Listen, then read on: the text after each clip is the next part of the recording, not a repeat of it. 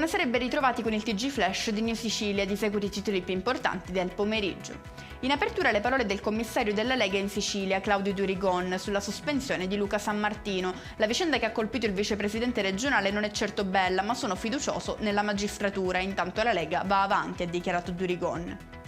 Arriva l'ok dalla giunta Schifani in merito al disegno di legge Impegni governativi, con cui il governo regionale risponde ai rilevi sollevati dalla Presidenza del Consiglio dei Ministri sulle norme del collegato alla legge di stabilità regionale, tra queste la norma delle ex province.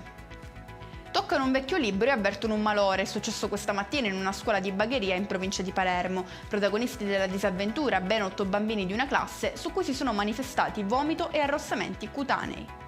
Passiamo allo sport, arrivano le scuse dell'allenatore del Catania Michele Zeoli tramite una nota ufficiale del club. Al centro della questione un audio in cui il tecnico rossazzurro ha criticato l'atteggiamento di alcuni componenti della squadra e della società.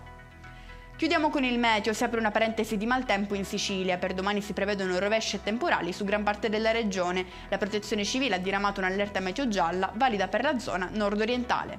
E con questo è tutto, prossimo appuntamento domani alle 13:30, grazie per averci seguito, arrivederci.